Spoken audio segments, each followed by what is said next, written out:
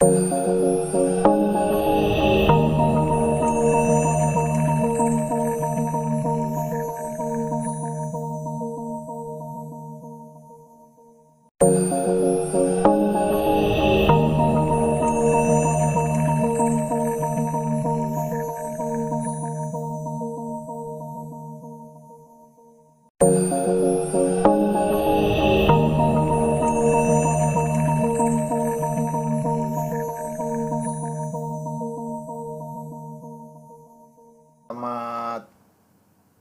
bertemu lagi untuk perkuliahan yang ketiga. Materi kita saat ini adalah tentang topologi, di mana di materi sebelumnya saya sempat membahas teknologi komunikasi data.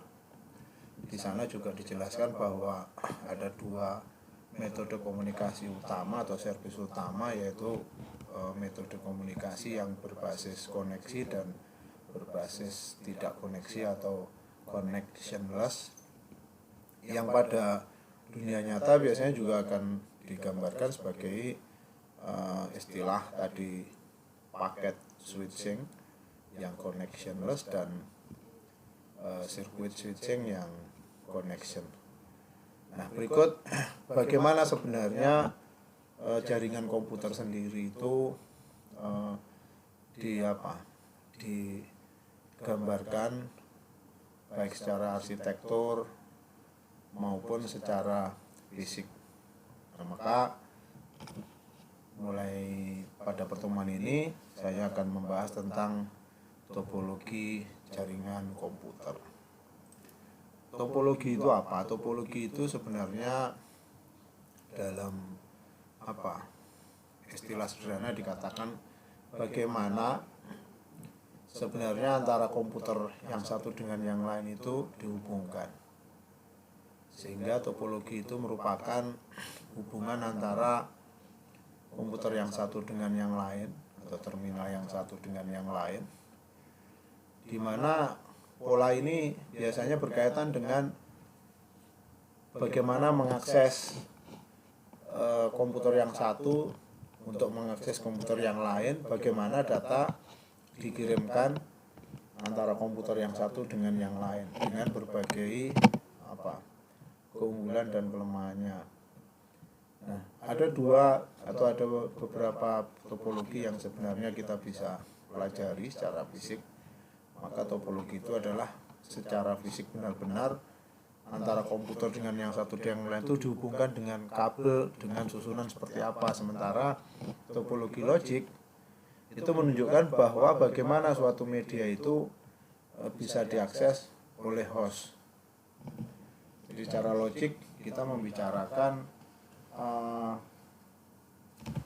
metode aksesnya. Jadi ada topologi fisik, ada topologi logik. Nah, pertama kita akan melihat topologi fisik. Nah, sesuai dengan berkembangnya komputer, sebenarnya di awal komputer itu diciptakan tidak atau belum mempunyai kemampuan untuk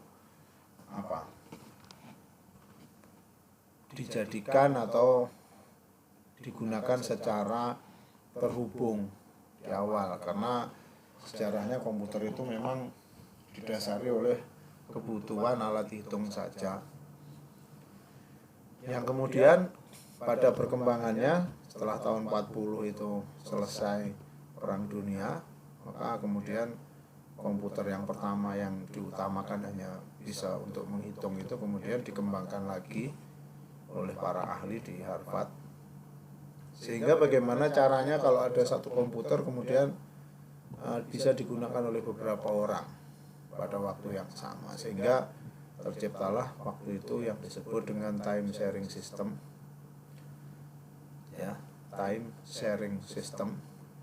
Nah, konsep ini sebenarnya merupakan konsep dasar jaringan, di mana satu prosesor atau satu CPU itu digunakan oleh beberapa orang dengan menggunakan beberapa perangkat akses atau perangkat input, misalnya beberapa keyboard. Jadi satu CPU dengan beberapa keyboard, di mana karena penggunanya lebih dari satu, maka di sana difikirkan bagaimana antara pengguna satu dengan yang lain ini bisa mengerjakan pekerjaan yang berbeda-beda, tidak saling tumpang tindih. Maka dikembangkanlah prinsip time sharing system tadi yang menjadi dasar dari prinsip jaringan komputer atau konsep jaringan komputer. Setelah dengan konsep satu komputer digunakan banyak orang, maka mau tidak mau komputer yang diciptakan pasti komputer besar. Yang akibatnya adalah mesinnya besar, harganya mahal, konsumsi daya listriknya besar, padahal pada sisi lain ada kebutuhan-kebutuhan di mana orang yang pada organisasi kecil hanya membutuhkan komputer-komputer kecil. Dengan hanya tersedianya komputer besar itu, maka banyak atau hanya sedikit organisasi yang mampu menggunakan komputer. Maka pada tahun 70-an ya, setelah ditemukannya komputer-komputer kecil atau PC, maka kemudian barulah berkembang konsep jaringan komputer yang sesungguhnya. Dari yang tadinya prinsipnya satu komputer digunakan oleh orang banyak dengan metode time sharing system, maka dengan berhasil dibuatnya komputer kecil atau mikrokomputer atau yang kemudian dikenal dengan personal komputer itu, maka prinsip jaringannya berubah dari time sharing system menjadi distribution processing atau proses terdistribusi, yang dimana untuk menjalankan proses terdistribusi ini berarti dibutuhkan hubungan antara komputer yang satu dengan yang lain, atau memungkinkan sebuah host komputer itu berkomunikasi atau bekerja secara paralel dengan komputer yang lain dengan basis bahwa ada komputer yang melayani atau komputer server dan komputer yang dilayani atau komputer yang digunakan untuk terminal kerja atau workstation. Nah, oleh karena itu muncul bagaimana caranya menghubungkan antara komputer server dengan komputer klien ini dengan dengan efisien, di mana intinya adalah jaringan komputer sendiri adalah bagaimana caranya sebuah sumber daya yang ada di sebuah komputer, terutama dalam jumlah besar, khususnya server tadi, itu kemudian bisa dimanfaatkan oleh banyak orang dengan melalui terminal-terminal kerja atau workstation atau klien tadi, yang pada akhirnya adalah bisa menghemat atau mengefisienkan baik harga, biaya, dan lain-lain, di mana pada kebutuhan yang besar orang masih bisa dilayani dengan satu server dengan banyak workstation, tapi pada kebutuhan yang kecil pun seseorang atau organisasi cukup membeli PC yang harganya terjangkau. Nah, ini yang kemudian membuat konsep jaringan kemudian berkembang sangat pesat, sehingga muncul bagaimana dua komputer yang dihubungkan sesama PC pun itu dapat dihubungkan dengan mudah, yaitu dengan konsep biasanya disebut peer to peer. Di sini menggambarkan ada dua komputer yang kelasnya sama, sesama PC, kelasnya sama-sama mikro, tapi tetap bisa bekerja seperti komputer besar atau komputer super tadi tanpa mengurangi kemampuan unjuk kerjanya, atau komputer kecil tapi berkemampuan besar, yaitu terbentuklah yang namanya istilah local area network tadi, dimana jika kebutuhannya besar maka bisa juga dibuat PC-PC tadi terhubung dalam jumlah banyak. Apabila digabungkan kemampuannya bisa menyamai kemampuan komputer besar, bahkan bisa melebihi tadi, karena dalam contoh kasus sebuah komputer mainframe itu mungkin bisa diakses atau digunakan bersama-sama, katakanlah untuk 5-10 orang. Tapi dalam kenyataannya di dalam local area network, dalam satu LAN saja kemungkinan bisa hubungkan lebih dari 10 PC, sehingga kemampuan PC ini kemudian dianggap mampu menyamai atau bahkan melebihi kemampuannya komputer besar. Dan sebaliknya, jika hanya ada kebutuhan yang kecil, tetap bisa di handle atau dilayani dengan tentu saja efisiensi harga dan biaya operasional yang murah. Oleh karena itu kemudian konsep jaringan komputer itu sangat pesat berkembangnya, dan sehingga hari ini kita bisa merasakan manfaatnya di mana saja, kapan saja gitu, di hampir seluruh bagian bumi ini sudah bisa terkoneksi dengan menggunakan konsep jaringan komputer yang pada dasarnya ponsel yang kita gunakan pun itu juga merupakan bisa bekerja dengan baik karena adanya sistem jaringan komputer itu. Nah, pada awalnya sebuah jaringan komputer itu hanya merupakan hubungan dua buah lah minimal, dua buah perangkat komputer yang saling terhubung baik secara fisik maupun logik, bagaimana mengaksesnya, yang tujuannya supaya bisa berbagi sumber daya. Jika alat yang satu punya media penyimpanan besar, alat yang dua tidak punya media penyimpanan, maka alat yang kedua ini bisa digunakan untuk bekerja tapi bisa menyimpannya di alat yang satu. Atau sebaliknya, itu konsep berbagi sumber daya media penyimpanan. Maka konsep yang lain bagaimana? Kalau sebuah program misalnya hanya bisa diletakkan di media yang pertama, maka program yang ada di media pertama itu secara bersamaan bisa dijalankan baik di media pertama maupun media kedua. Maka program itu dulu dengan istilah awamnya biasanya atau istilah teknisnya biasanya disebut sebagai program yang disebut multi-user. Nah, jadi konsep berbagi ini kemudian mendasari jaringan komputer berkembang dengan sangat pesat. Nah, berikut beberapa jenis jaringan komputer, yaitu topologi fisiknya yang pernah berkembang dan sampai hari ini sebagian masih digunakan. Yang pertama adalah jaringan yang disebut topologi bintang. Topologi ini sebenarnya merupakan topologi yang paling populer sampai hari ini. Kenapa? Karena topologi ini mempunyai beberapa keunggulan, yaitu beberapa peralatan yang ada dihubungkan ke dalam satu pusat komputer.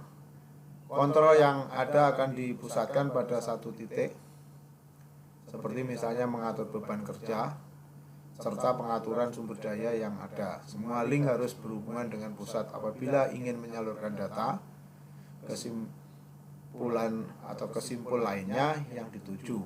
Dalam hal ini, bila pusat mengalami gangguan, maka semua terminal juga akan terganggu. Walaupun seperti itu, jika gangguan terjadi di pusat, memang semua terminal terganggu. Tetapi keunggulan dari STAR ini adalah bahwa jika ada beberapa terminal yang tidak digunakan, memang sengaja tidak dibutuhkan, maka tidak mengganggu terminal yang lain. Atau jika salah satu terminal terjadi masalah, maka tidak mengganggu terminal yang lain. Berbeda dengan topologi yang lain, misalnya yang berikutnya yaitu topologi cincin. Dari gambar ini maka kita bisa lihat secara pasti atau secara langsung apabila terjadi gangguan di satu titik atau satu titik sengaja dimatikan atau sengaja tidak diaktifkan, maka secara otomatis semua bagian atau semua titik akan bermasalah. Berbeda dengan topologi bintang tadi. Berikutnya tree. Nah, tree atau pohon itu biasanya komputer dihubungkan seperti konsep pohon yang punya batang utama, kemudian punya cabang utama, dan setiap cabang utama akan mempunyai ranting dan seterusnya. Maka di sini konsepnya adalah ada tingkat simpul pusat, ada simpul yang lebih tinggi tingkatannya, dapat mengatur simpul lainnya yang lebih rendah tingkatannya. Data yang dikirim perlu melalui simpul pusat terlebih dahulu. Keunggulannya adalah jaringan model Bohr seperti ini adalah dapat terbentuknya suatu kelompok yang dibutuhkan pada setiap saat. Sebagai contoh, perusahaan dapat membentuk kelompok yang terdiri atas terminal pembukuan. Kalau di sana ada bagian pembukuan, serta pada kelompok lain yang dibentuk, misalnya terminal penjualan. Tapi pada kenyataannya topologi yang ini kurang berkembang atau tidak populer. Yang populer ya sampai hari ini tentu saja yang pertama tadi, yaitu topologi bintang. Kemudian topologi bus. Ini juga merupakan topologi lama yang sebenarnya merupakan pendahulu dari topologi bintang. Di mana topologi ini memang tidak membutuhkan pusat pengendali. Artinya apa? Artinya setiap komputer langsung bisa dihubungkan dengan komputer yang lain melalui jalur utama. Kalau mau nambah ya tinggal ditambah saja simpulnya. Tetapi sayangnya topologi ini apa? Mungkin di zaman dulu topologi ini secara biaya pengembangannya jauh lebih murah dibandingkan dengan topologi bintang yang pertama tadi. Karena topologi bintang ini membutuhkan, atau star ini membutuhkan pengendali utama yang secara fisik sekarang kita lihat bentuknya bisa dalam bentuk switch atau hub. Sedangkan pada topologi bus tidak dibutuhkan. Dibutuhkan cukup dengan kabel dan simpul. Maka secara bersamaan ini bisa digunakan. Tetapi tadi dengan catatan topologi bus mempunyai kelemahan. Kelemahannya adalah jika terjadi gangguan pada satu titik, maka akan mengganggu seluruh jaringan. Artinya apa? Di topologi ini tidak boleh ada sama sekali gangguan. Sedangkan pada topologi star tadi tidak masalah, satu komputer rusak, satu terminal mati, maka tidak mengganggu terminal yang lain. Bahkan sengaja kalau tidak dibutuhkan ya walaupun tidak dihidupkan, maka yang tidak mengganggu terminal lain yang sedang dihidupkan dan sedang digunakan. Kemudian ada topologi kombinasi atau istilahnya ini hibrida. Topologi ini biasanya menjembatani kalau di sebuah organisasi terlanjur dipasang topologi yang berbeda, kemudian karena berkembangnya zaman muncul topologi yang baru, misalnya seperti topologi bus, kemudian pada sekian tahun kemudian, ini di masa lalu, muncul topologi star. Maka bisa saja antara bus dan star itu dikombinasikan atau digabung. Dan biasanya ini ya mirip-mirip seperti topologi bintang, tapi biasanya bisa gabungan. Nah, kemudian topologi mesh. Ini jaringan ya, sebagai jaringan karena setiap komputer akan berhubungan pada tiap-tiap komputer yang tersambung. Ya, ini sebenarnya ini mungkin melengkapi topologi ring tadi. Kalau topologi ring tadi jalurnya hanya melingkar di luar, jika terjadi putus di satu jalur maka tidak ada alternatif. Dengan topologi mesh ini maka diharapkan jika terjadi gangguan dimanapun sebuah komputer masih tetap bisa terhubung dengan komputer yang lain. Yang kemudian sebenarnya ini kemudian diperbaiki oleh adanya topologi bintang itu. Nah, topologi mesh ini juga sampai hari ini masih digunakan, yaitu biasanya digunakan pada tingkat jaringan-jaringan besar atau jaringan-jaringan dengan kebutuhan kehandalan yang tinggi, di mana jika terjadi gangguan di satu jalur mungkin masih punya 2 atau 3 bahkan atau 4 pada kebutuhan-kebutuhan yang berstandar tinggi, maka topologi mesh ini masih digunakan sampai hari ini. Tapi pada kebutuhan LAN sepertinya sudah tidak perlu digunakan lagi. Tapi dalam topologi WAN, di mana sebuah organisasi yang mempunyai cabang di berbagai tempat dengan kebutuhan intensitas penggunaan transmisi data tinggi, maka biasanya topologi mesh ini masih digunakan. Nah, selanjutnya topologi broadcast. Secara sederhana dapat digambarkan yaitu satu host yang mengirimkan data kepada seluruh host lain pada media jaringan. Ini sebenarnya di dalam jaringan pasti ada broadcast, tapi pada dasarnya ini nanti akan kita jelaskan pada penjelasan alamat IP. Dan berikutnya adalah topologi token passing, mengatur pengiriman data pada host melalui media dengan menggunakan token yang secara teratur berputar. Ini sebenarnya mirip seperti kalau ada bis yang ada di bandara, misalnya Bandara Soekarno-Hatta itu ada 3 terminal.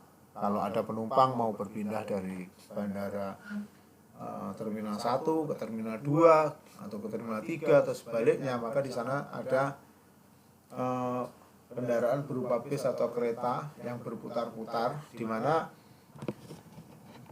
dia bisa dihentikan, kemudian penumpang bisa naik, kemudian bisa turun lagi pada tujuan terminal mana. Itulah yang kemudian gambaran dari topologi token passing ini. Kalau topologi broadcast ini tadi satu host mengirimkan ke semua media yang ada di jaringan. Tapi kalau topologi token itu adalah mirip seperti bis shuttle bis, contohnya yang ada di Bandara Udara Soekarno-Hatta. Ada tidak ada penumpangnya, dia keliling terus, tapi kalau ada yang ingin menumpang maka dia akan berhenti, kemudian dia akan mengantar penumpang sampai tujuan di mana penumpangnya ingin turun, maka dia akan berhenti lagi menurunkan penumpang di sana, demikian dan seterusnya. Kemudian simpel line merupakan bentuk saluran komunikasi yang paling murah, di mana komunikasi jenis ini hanya bisa berlangsung satu arah. Ini yang biasanya dicontohkan sebagai radio pemancar seperti radio RRI, di mana yang memancarkan hanya memancarkan, yang menerima hanya menerima. Di rumah-rumah itu ada radio penerima. Radio pemancar itu hanya membangkitkan, sebaliknya dia tidak bisa menerima, tapi sebaliknya radio penerima yang ada di rumah-rumah penduduk atau masyarakat hanya bisa menerima siaran tanpa bisa mengirimkan pesan atau memberikan siaran kepada stasiun. Kemudian ini yang pernah saya bahas juga, duplex atau bentuk komunikasi yang bisa dua arah tapi bergantian, seperti yang terjadi pada walkie-talkie atau radio komunikasi itu, yang kalau satu berbicara maka yang satu harus mendengarkan, sebaliknya yang satunya kalau sedang mendengarkan yang satunya berbicara, di mana kemudian berkembang menjadi full duplex. Ini seperti yang terjadi pada telepon, jadi dua-duanya bisa mendengarkan dan berbicara secara bersamaan, secara simultan. Ini bentuk komunikasi data. Kemudian media transmisi. Nah, pada jaringan komputer sebenarnya ada media yang berbasis kabel, ya, atau wire, dan ada media yang tidak berbasis kabel atau wireless, wire based dan wireless. Nah, yang berbasis kabel pada dasarnya ada berbagai macam. Kalau kita lihat dari yang ada di pasaran yang digunakan saat ini, dulu pernah ada kabel namanya koaksial. Kabel koaksial ini adalah kabel yang pada waktu-waktu yang lalu kita mengenal sebagai kabel antena TV, itu koaksial. Nah, kabel ini biasanya hanya bisa digunakan pada topologi bus, tidak bisa digunakan pada topologi star. Kenapa kabel ini digunakan? Karena tentu saja murah, ya, tapi bisa murah pada pada jenis-jenis kabel tertentu, ya, kelas yang tertentu itu murah. Dari sisi kabelnya mahal, tapi dari sisi teknologinya murah. Karena apa? karena topologi bus tadi tidak membutuhkan pusat seperti pada topologi bintang. Sedangkan kabel twice state pair, kabel pelintir ini sebenarnya kabel ini kabel yang paling banyak digunakan saat ini. Kenapa? Karena ya digunakan pada jaringan telepon dan jaringan internet. Di mana pada jaringan telepon maka isinya biasanya hanya 2. Pada jaringan internet nanti akan kita kenal beberapa macam. Yang paling banyak digunakan yang UTP ya, kemudian berikutnya adalah fiber. Ini yang termasuk yang hari ini juga mulai paling populer digunakan karena ini dianggap bentuk kabel yang paling canggih dalam arti mempunyai kekuatan baik kapasitas maupun kecepatan. Kenapa? Karena ini kalau 2 kabel sebelumnya ini berbasis tembaga, artinya data dikirimkan dalam bentuk sinyal magnetik atau sinar listrik. Tapi kalau di sini karena ini basisnya adalah kabel kaca atau serat kaca, maka data ditransmisikan dalam bentuk cahaya sehingga kecepatannya berlipat-lipat, termasuk juga kapasitasnya. Jadi dalam dunia nyata mungkin kalau 2 kabel yang sebelumnya ini mungkin sekelas sepeda motor, mobil pun mobil kecil. Mungkin kalau ini mobil ukurannya mobil truk, tetapi bisa larinya seperti mobil balap atau mungkin pesawat terbang, kira-kira seperti itu perbandingannya.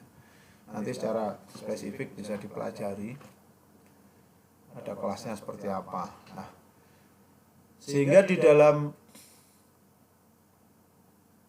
teknologi kabel tadi kita mengenal ada 3. Secara garis besar ada 2, berbasis tembaga dan berbasis optik.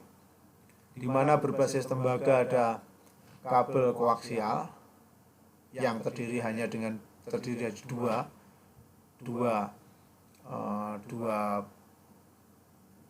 dua batang kabel, sedangkan yang satunya adalah berbasis kabel pelintir atau kabel tampar. Yang ini nanti akan mempunyai banyak kelas dan itu lebih populer, dan akhirnya yang paling canggih hari ini banyak digunakan yang disebut kabel optik yang berbasis cahaya. Nah, sementara untuk video kita bagian topologi, video pertama sampai di sini dulu. Nanti akan kita lanjutkan ke bagian video kedua untuk bahasan topologi. Terima kasih sebelumnya, sampai bertemu di bagian kedua bahasan topologi, dan salam budi luhur.